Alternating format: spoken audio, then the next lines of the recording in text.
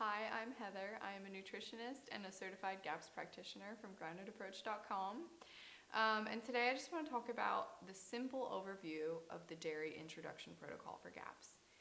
So the dairy introduction protocol is for when you're on the full GAPS diet. If you're doing the intro, you can introduce things in a different manner, a lot quicker, because you're getting a really quick healing and sealing of the gut on that protocol.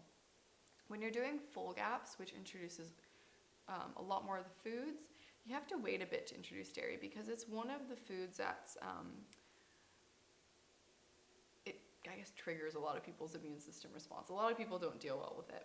So today I'm talking about for people who don't have an anaphylactic allergy to dairy. Obviously, if you have that, you don't want to be introducing dairy. Don't listen to anything I say, stay away from dairy. But this is for people who maybe have had sensitivities or maybe it caused flare-up in like their eczema or acne or something like that. But they want to try to introduce it. So first, you're going to do the full GAPS diet, which includes a variety of foods, but you're not doing dairy. You want to wait at least 6 weeks on the full GAPS diet until you introduce any dairy. And that just gives you a bit more time for your gut lining to heal and seal, for things to stop leaking into the bloodstream and for your immune system to calm down and stop attacking every food, because now things are finally staying in that beautiful big tube the way they should. But if you're on that and you've waited at least 6 weeks and you're feeling confident you want to introduce dairy, the first thing you're going to introduce is ghee. So this is clarified butter. You want to make it at home by yourself. I would trust that a lot more. And basically you just take a little pot, you put your unsalted organic butter in that, and you let it boil, simmer. The milk solids will kind of burn on the bottom, and then you'll be left with it's like a butter oil on the top. And then you just, if you have like coffee filters, you can pour it through that in a funnel into a glass jar, and that will have virtually no lactose or casein at all. So you can try that. If you feel the need, you can do the toothpick method, which is basically just dipping it ever so slightly in the ghee and then dipping it in your glass of water and maybe having a sip. You can start so slow introducing it. And sometimes that's just enough to slowly introduce it in a non-threatening way to your immune system. And then you can so slowly increase the dose. Stick the toothpick in a little deeper, put it in your water, drink 2 sips, take your time. If you've had problems with dairy in the past, you do not need to be starting with a spoonful of ghee, and it's not recommended that you should either way. And also, if you want to do the sensitivity test for any product you introduce, even if you were just switching from like your homemade ghee to a store-bought ghee, you can take a little bit of that, put it on your wrist, go to sleep, and then if it turns into like a red patch or a rash or something, that's probably a signal that your body's not ready to introduce that food. But yeah, you can do the toothpick method for any dairy food you introduce and just very slowly work up, because it's so much better to take it slow and have good success than try to introduce it and fail every time because you're doing like a huge spoonful of something. Not good.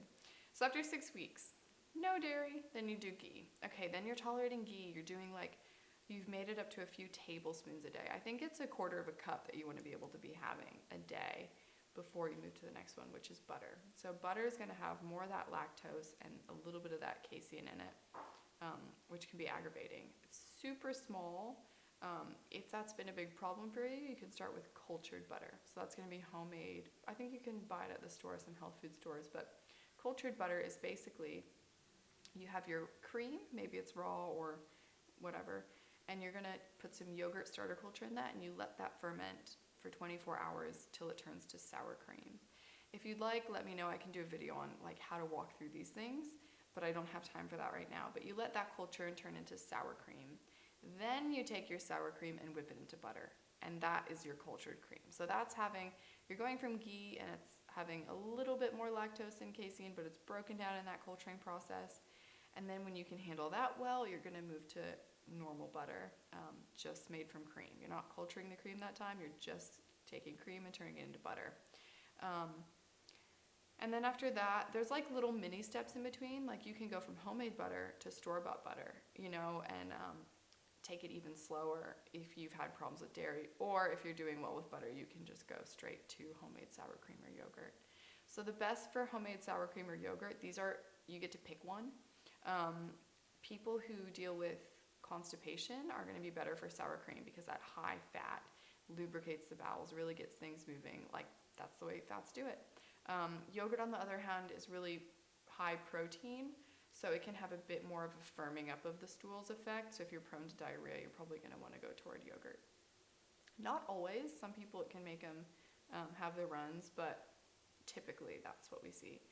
And the sour cream or yogurt are both going to be cultured with that yogurt starter culture, not with kefir. And it's basically the same thing. You have your cream or you have your raw milk, you add a bit of yogurt, let it sit in a warm setting, like with the oven with the light on low, or I have a video on how to make yogurt. You basically do the same thing with cream if you want to make sour cream. And you culture it for 24 to 27 hours, and that's going to eat up all the lactose and casein as well.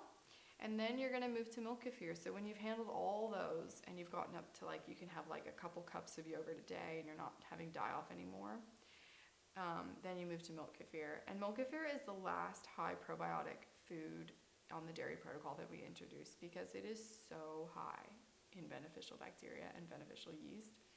If you start on the GAPS diet and just go straight into kefir, you might make yourself a little bit crazy because it goes in there and it just attacks pathogens. I mean, you can have such severe die-off that you get anxiety and you feel crazy and you have a histamine reaction, all these different things.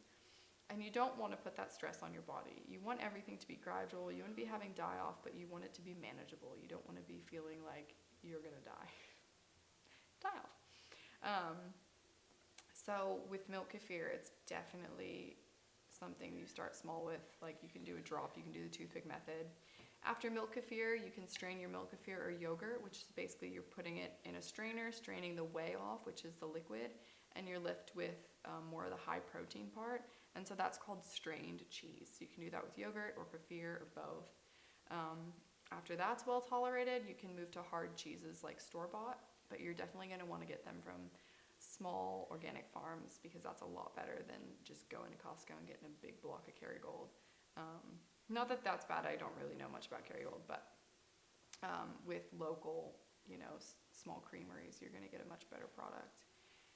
You actually know what's in it. And then after that, when all of that is doing well and your symptoms have been gone for at least 6 months, then you can move. This is like when you're coming off GAPS, you can start with cream, and then when that's tolerated, milk. And this is the going off GAPS process because these aren't GAPS legal foods. So that is the whole dairy introduction protocol. There's so much you can say. If you introduce a new food and you have a regression in your symptoms or your eczema comes back or anything funky or your anxiety, just take a step back, go back to that ghee or the step you had before, and just wait. Increase your animal fats, your other animal fats, and then try again in a month or try again in 2 months. And just give yourself a ton of grace because it can be really frustrating, but most people go through this. Most people have some foods that they just feel like they cannot introduce it, whether it's egg yolks or dairy. It can be super frustrating, but you're in good company because everyone else is totally in the same boat, probably going, oh, okay, I can introduce it. Every time I get to sour cream, I have to back up. But you'll get there one day, I'm sure, and in the GAPS diet, it's important to remember GAPS is not about focusing on introducing foods. The success you're seeing in GAPS is your symptoms going away. So we want to focus on our symptoms going away and our body being restored. As much as we love food, I'm a total foodie. The point of GAPS is not to be introducing new foods. It's to be overcoming the symptoms that you've dealt with for a long time. Now, introducing new foods is great. We want that. That is a sign of progress, but don't get so frustrated if you're really stuck not being able to introduce dairy. Look how far you've come, look at the symptoms that you've seen gone away, and see that as your success. And just be patient with your body. It knows, it's good when your body gives you feedback. It's good when your body says, no, I can't handle that yet. If it didn't give us that feedback, we would never be able to heal because we wouldn't know. So just thank your body, be glad that it's giving you the feedback that you need. I hope that was helpful. I hope that helped with some clarity of how to introduce dairy on the full GAPS diet. Thanks for watching.